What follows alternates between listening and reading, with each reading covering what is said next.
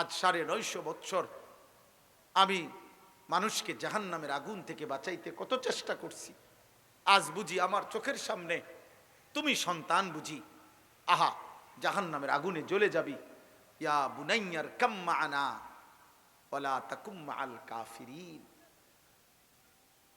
শেষবারের মতো বলছি বাবা, আমাদের সঙ্গী হয়ে পড়ো, ওই বেঈমানদের সাথে থাইকো না, কালেমার সঙ্গী হও, ইমানের সঙ্গী হও।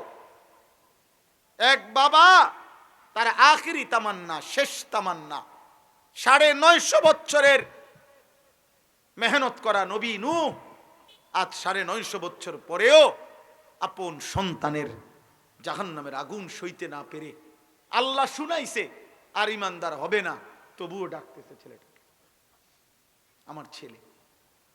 এই ছিল বাবার কথা। বাবার হিসাব হলে এইটারে বলে বাপ, এটাকে বলে বাপ। আপনাদের সচেতন হন, আপনারা বুঝতে চেষ্টা করেন। ছেলের বাবা, মেয়ের বাবা, স্ত্রীর স্বামী, আপনারা বুঝেন, আপনারা বুঝতে হবে। এটা আমাদের দায়িত্ব, আমাদের জিম্মাদারি। আমরা সবাই দুনিয়া যা ইচ্ছায় তাই হোক মিয়া, দুনিয়া থাকুক বা না থাকুক মিয়া, আখিরাত নিশ্চিত। আখিরাত নেই, পৃথিবী আরো আধুনিক হবে। মনে করেন মানুষ সব একদিন মনে করেন মঙ্গল গ্রহে আর চাঁদের দেশে বাড়িঘর বিল্ডিং করে লাইলো, কিন্তু আপনি তো মরে যাবেন, কথা বলে না? তো আমি মরে গেলে আমার বংশের যদি সবাই মঙ্গল গ্রহ ঘরবাড়ি করে তা আমার কি লাভ? তো তো তো আমি বেহুদাই চিন্তা করে কি লাভ? আমার আখিরাত। আমি প্রায় বলি কিয়ামতের দিন মনে করেন হাসরের মাঠে ১০০ কোটি মানুষ, তো ধরেন আর কি ১০০ কোটি মানুষকে আল্লাহ যদি বলে, আমারে ডাক দিয়ে যদি বলে, আনিস আজ হাসরের মাঠে সমস্ত মানুষকে আমি আল্লাহ জান্নাত দিলাম, শুধু তুই আনিসকে জাহান্নামে দিছি আর বাকি সবাইরে জান্নাতে দিলাম। খোদার কসম বলেন আব্বা, তো সমস্ত মানুষ যদি জান্নাতে যায় আর আমি আনিস যদি জাহান্নামে যাই, তো আমার লাভ কি হবে?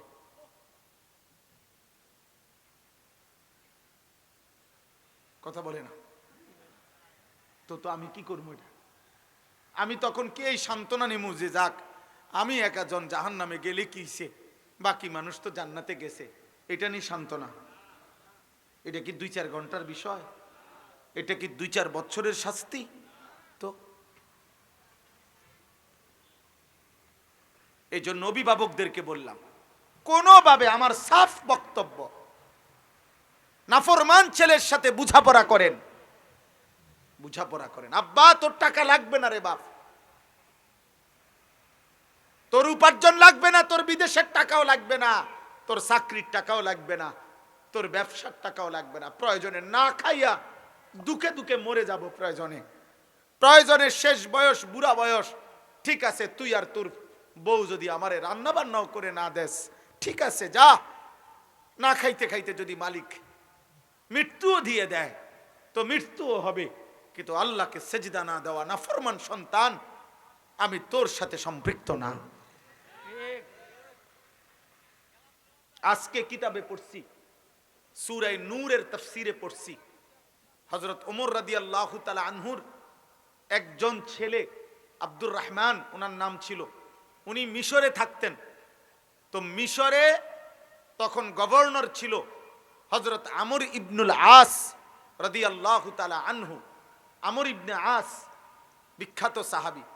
তো ওমর রাদিয়াল্লাহু তাআলা আনহুর ছেলে এই আব্দুর রহমান ঘটনাচক্রে ওই মিশরে থাকাকালীন ওইখানে ওমর রাদিয়াল্লাহু তাআলা আনহু তখন জীবিত মদিনায়, উনি আমিরুল মুমিনিন, খলিফা, ইসলামের দ্বিতীয় খলিফা।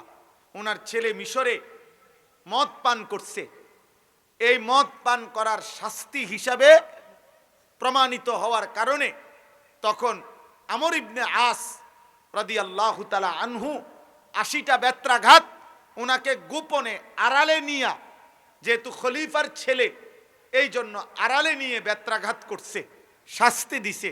আল্লাহর কসম তাফসীরে আছে, ওমর রাদিয়াল্লাহু তাআলা আনহুর কাছে যখন এই খবর পৌঁছছে, ওমর রাদিয়াল্লাহু তাআলা আনহু আমর ইবনে আসকে খবর পাঠাইছে, আমার ছেলেটাকে তুমি মিশর থেকে আবার মদিনায় পাঠাও। মদিনায় পাঠানোর পরে হযরত ওমর রাদিয়াল্লাহু তাআলা আনহু বলছে, ইসলামের শাস্তি হলো বেত্রাঘাত করা, এটা প্রকাশ্য দিবালুকে সবার সামনে বেত্রাঘাত করতে হবে। এই জন্য ওমর রাদিয়াল্লাহু তাআলা আনহু আবার পুনরায় সকলের উপস্থিতিতে, কেন আমার ছেলেকে গোপনে বা বেত্রাঘাত করলে হবে না এই বিচার, বরং ওপেন প্রকাশ্যে তিনি আবার 80টা দৌড়া মারছে। হ্যাঁ, আখিরাত বড়, আখিরাত বড়। বড় কোনটা বলেন না? আখিরাত। আপনি সন্তানের সাথে বোঝাপড়া করেন। তোমরা ছেলেরা তোমাদেরকে বলি, বাবা মরেই যাইবা, আব্বা লাফাইও না, ফালাইও না, তোমরা বেশি বাড়াবাড়ি করতেছ, তোমাদের পৃথিবী তোমরা অনিরাপদ বানাচ্ছ। আমি বললাম ইনশাআল্লাহ তোমাদের আগে ওনারা মুরব্বী চাচারা, হুজুররা, এই বয়স্ক যারা প্রবীণ, তোমার দাদা, তোমার চাচা তোমার আগে কবরে চলে যাবে।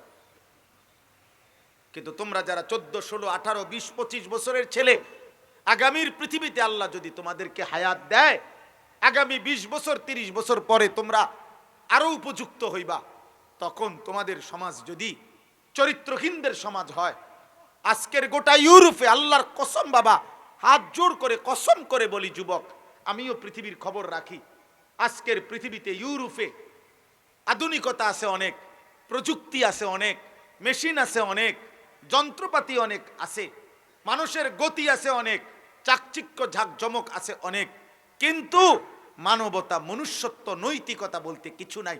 পুরুষ জানে না তার স্ত্রী কোথায়, স্ত্রী জানে না তার স্বামী কোথায়।